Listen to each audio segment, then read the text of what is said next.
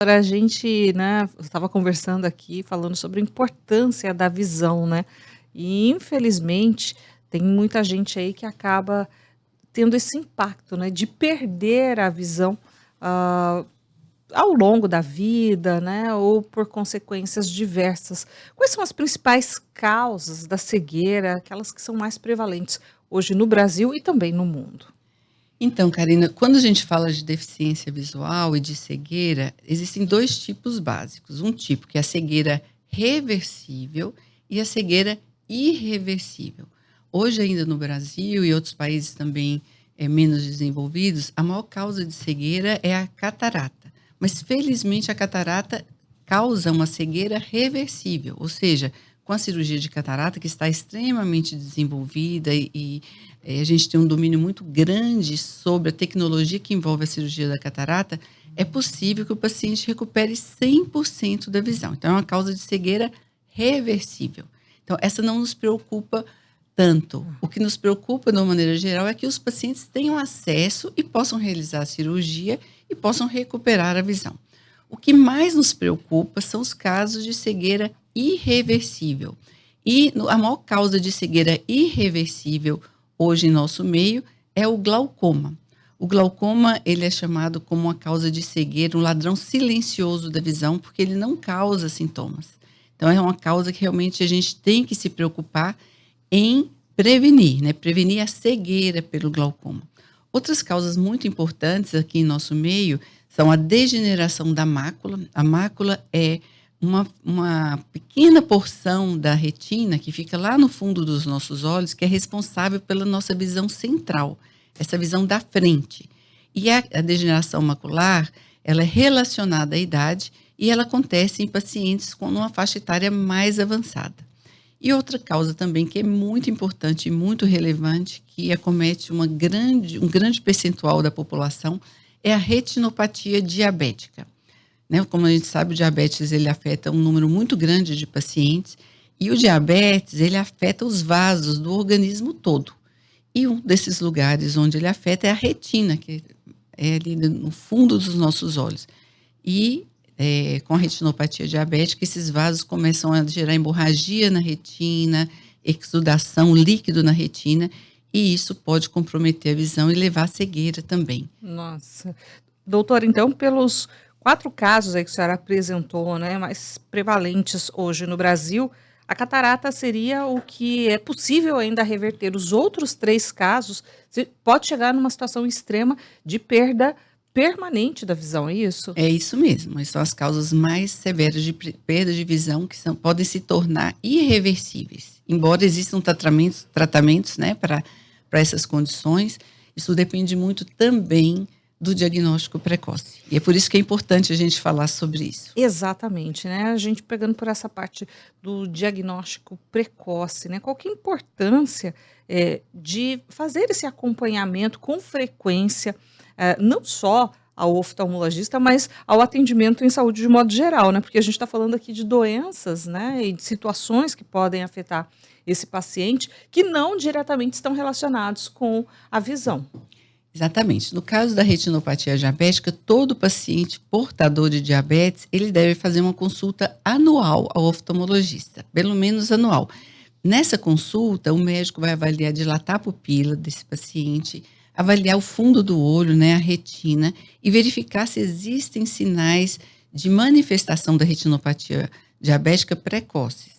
Nessa situação, ele pode já iniciar com tratamento, que muitas vezes é a base de aplicação de laser e também de aplicação de substâncias intraoculares, injeções intraoculares de substâncias que preservam os vasos sanguíneos e evitam essa deteriorização da visão pela retinopatia diabética. E é claro, o cuidado com o diabetes, com a glicemia, é extremamente importante. Então, o paciente diabético, ontem até inclusive atendi uma paciente que era diabética e eu perguntei, e aí, como está o controle da diabetes? Ah, doutora, está tudo bem, a senhora controla em quanto a sua glicemia? 200, 250. Eu falei, bom, mas precisamos rever esses conceitos, né? Isso. Porque a gente tem que manter essa glicemia bem mais baixa e sem flutuações. E muitas vezes o paciente não sente nada, não sente desconforto, não sente baixa de visão, e a gente não pode esperar a baixa de visão para fazer o tratamento, porque nós temos que nos antecipar a essas alterações mais graves, porque as alterações mais graves, elas podem ser, e muitas vezes são irreversíveis. Então, a gente tem que fazer, se você tem diabetes, você tem que ir ao oftalmologista e fazer um tratamento preventivo e agir frente às menores alterações que podem aparecer na sua retina. E seu oftalmologista vai poder ver isso, né? Com a dilatação da pupila e, eventualmente, encaminhar um especialista em retina para cuidar dessa fase. Então, é muito triste para a gente, não só em relação à retinopatia diabética, mas também ao glaucoma, à degeneração macular. É muito triste para o oftalmologista receber um paciente num quadro muito avançado em que a gente pode fazer muito pouco para a recuperação da visão dele, né?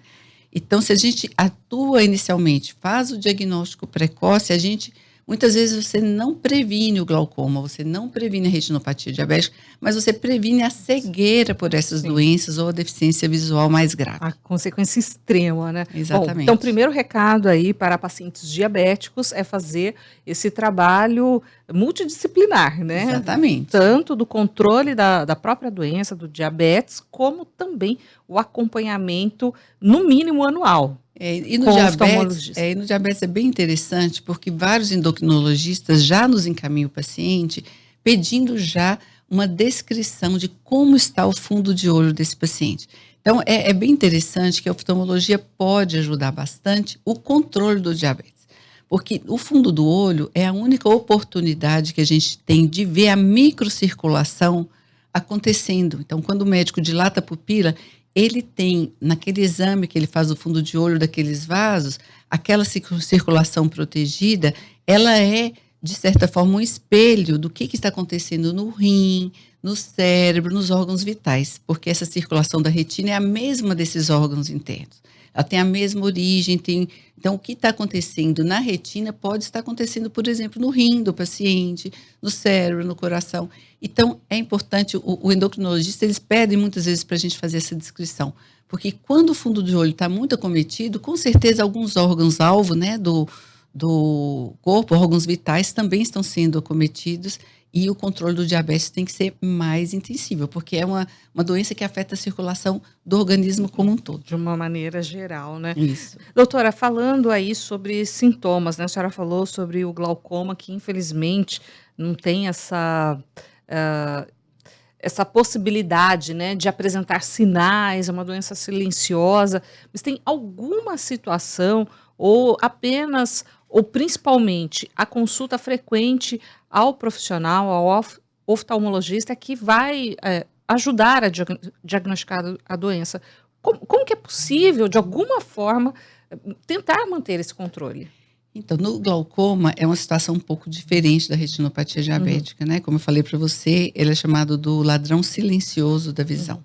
Na maior parte, existem glaucomas em que a pressão do olho aumenta de uma forma muito rápida, então o paciente sente dor, intolerância à luz, existem vários sintomas, mas esse glaucoma, ele é menos frequente. O glaucoma mais frequente, que a gente chama de glaucoma primário de ângulo aberto, ele é uma doença silenciosa porque a pressão ocular ela aumenta muito devagarzinho e o paciente normalmente não sente absolutamente nada.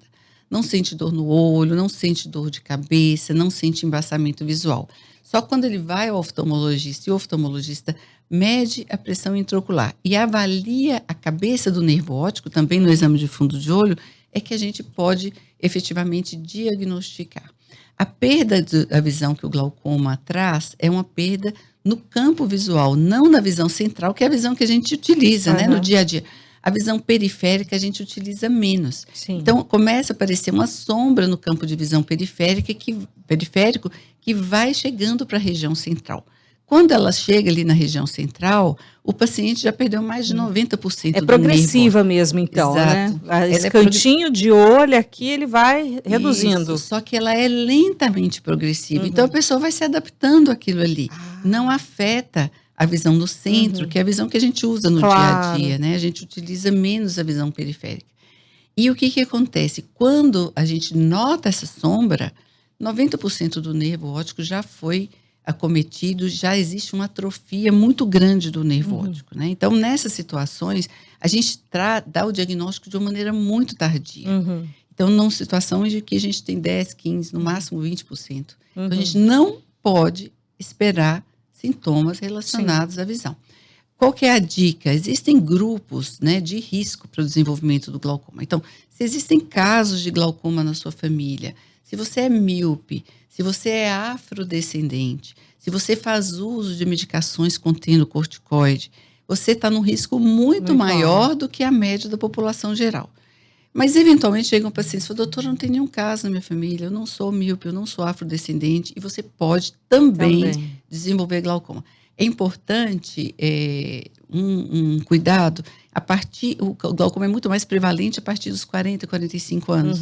Então, a partir dos 40 anos, que é normalmente quando começa a vista cansada, todas as pessoas devem fazer uma consulta oftalmológica completa, medindo a pressão intraocular e principalmente fazendo uma análise do nervo óptico.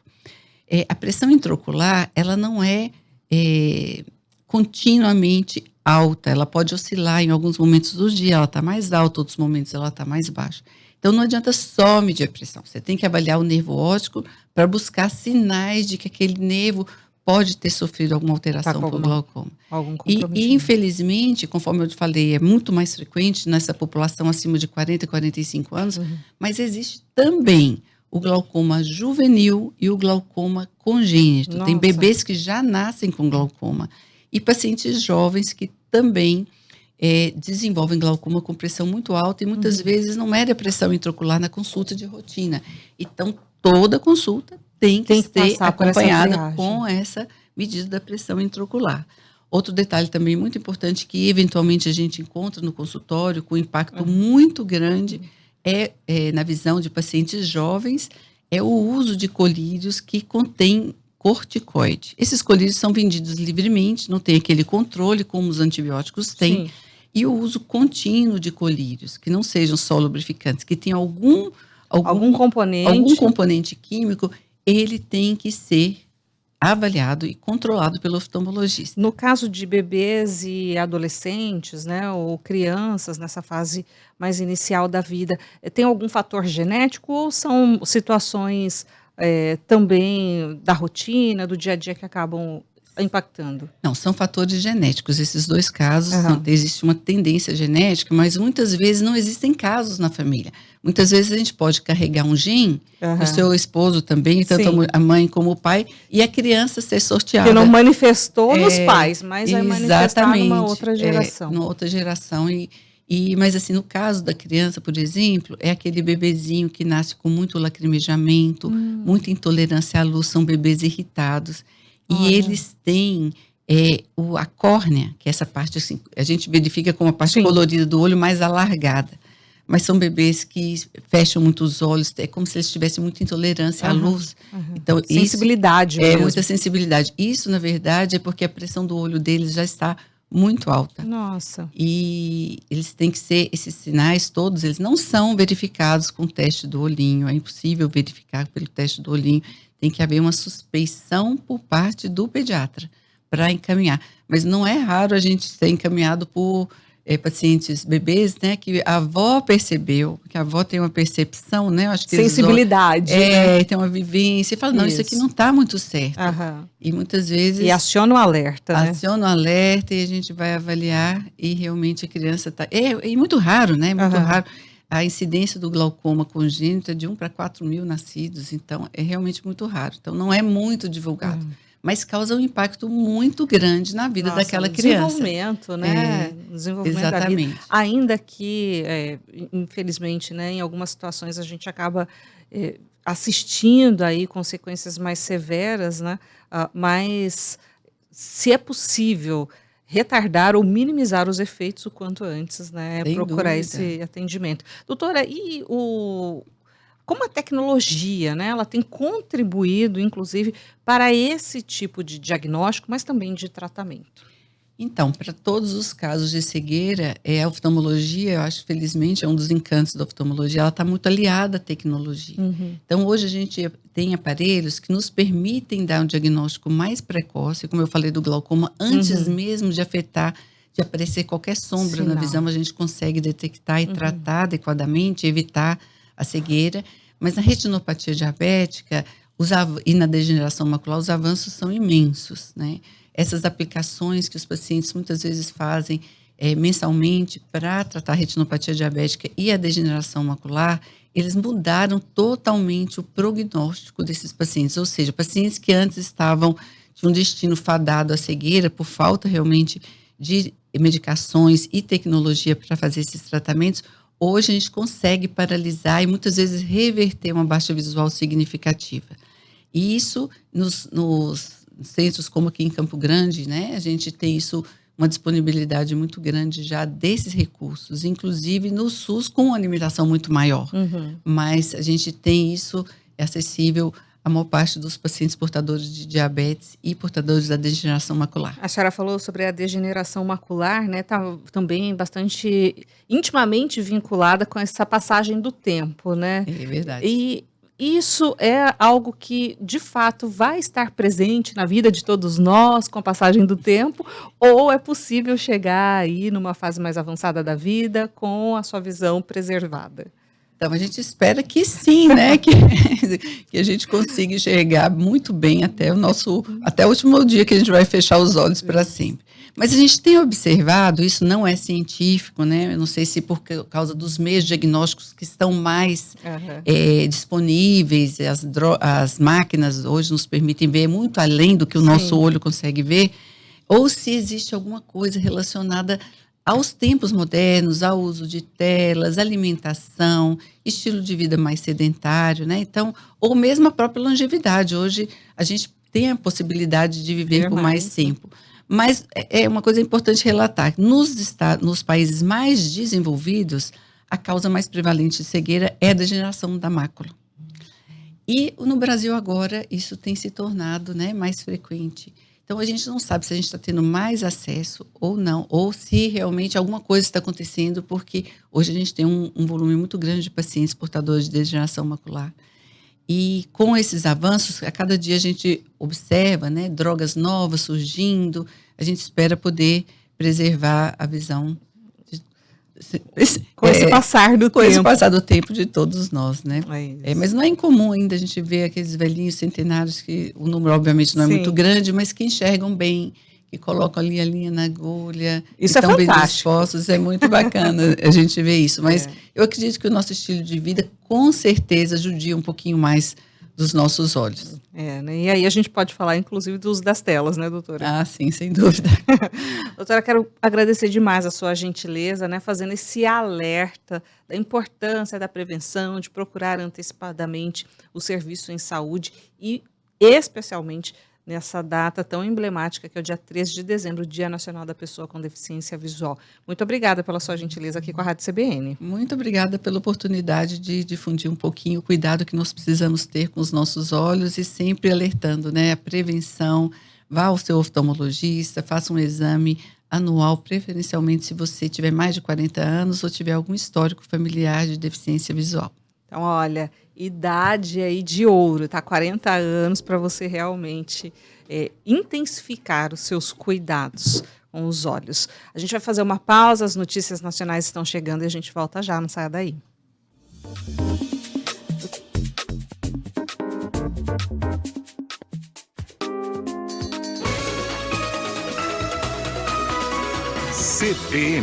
CBN Campo Grande.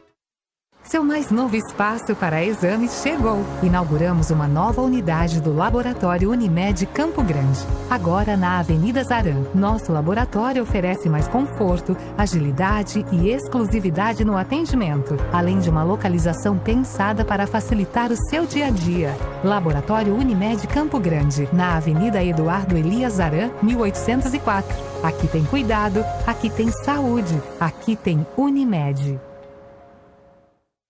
A série especial Floresta Sustentável desta semana falou sobre a inclusão de gênero na área da silvicultura. Historicamente, o setor florestal é ocupado predominantemente por homens. No entanto, esta realidade vem mudando ao longo dos últimos anos. A MS Florestal desenvolve projetos voltados à conscientização sobre a figura feminina no setor. A cada 3 meses, a empresa proporciona momentos em que as mulheres têm um espaço de acolhimento e cuidado desde o campo até o escritório, Além disso, no processo de recrutamento e seleção, a MS Florestal busca ter cuidado na divulgação, apresentando um perfil mais inclusivo, como também uma cartilha que orienta e direciona as atitudes para nossas lideranças e colaboradores. A série especial Floresta Sustentável é uma iniciativa da CBN, com apoio da MS Florestal. A CBN está com você em todos os lugares. No FM em 93,7. Nas redes sociais no @CBN Campo Grande. No nosso site cbncamprogrande.com.br. Nos principais players de podcast. E também está na Alexa. Alexa, põe na CBN Campo Grande. CBN Campo Grande. A rádio que toca notícia onde você estiver.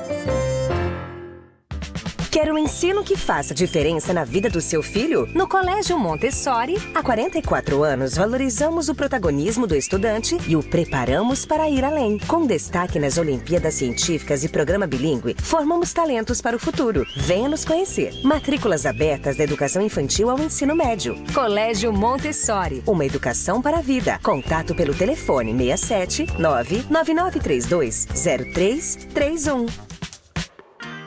Prepare-se para uma noite transformadora. O sistema OCB-MS traz para você uma palestra imperdível com o renomado professor Clóvis de Barros Filho. A vida que vale a pena ser vivida. Dia 16 de dezembro, às 19 horas, no Teatro Dom Bosco. Troque seu ingresso na sede do sistema OCB-MS, na Avenida Ceará, 2245. Basta doar 5 quilos de alimentos não perecíveis e um brinquedo novo. Ingressos limitados. Doe, coopere e faça a diferença. Esperamos por você. Sistema OCB-MS. Juntos, a gente faz o futuro. Que tal o melhor café em qualquer hora do dia, seja para você ou seus clientes? Na Café Show, você compra sua máquina, tem até 20 vezes sem juros. Venha conhecer o nosso showroom e descubra sabores incríveis de cafés, cappuccinos e diversas bebidas. Atendemos empresas, lanchonetes, cafeterias e quem aprecia o melhor sabor. Café Show, máquinas de café e cafés especiais. Um show de sabor e qualidade no seu dia a dia. Rua Dom Aquino, 2350. Produtor rural, os recursos do Plano Safra estão disponíveis. E aqui no Sicredi você tem com quem contar. Temos linhas de crédito para incentivar seu crescimento e seguros para proteger sua produção e patrimônio. Junto com tudo isso, ainda tem a força de um gerente que entende do seu agronegócio. Converse com um dos milhares de gerentes do Sicredi e saiba mais. Sicredi, soluções financeiras para você e para o seu agronegócio. Não é só dinheiro, é ter com quem contar. Seja bem-vindo à revolução dos aparelhos auditivos. A Audire pode ajudar a melhorar sua qualidade de vida. Obtenha uma audição suprema, aliada ao conforto e praticidade. Conheça a tecnologia dos aparelhos recarregáveis, imperceptíveis e até mesmo com inteligência artificial. Conecte-se à vida. Ouça melhor para viver melhor. Venha para Audire, Avenida Mato Grosso, 36. Telefone 3022-9922. Laços são construídos com amor, mas mais do que isso, é feito com atitude. Por isso, nesse final de ano, presenteie quem você ama com Anitta Shoes. As melhores marcas de calçados femininos, masculinos, esportivos e infantis. Tem presente para todo mundo.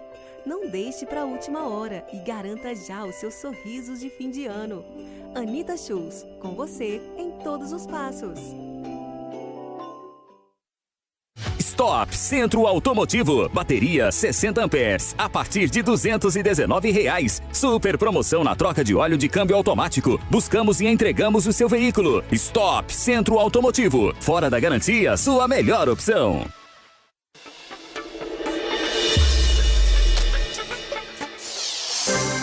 Em Mato Grosso do Sul, 9 horas e 37 minutos. CBN Explicando Direito. Oferecimento Lima e Pêgulo Advogados Associados. Visite nosso site limaepêgulo.com.br. Bom dia para você que nos acompanha aqui na CBN Campo Grande. É hora da gente entender o direito numa situação que, olha, tá aí ligada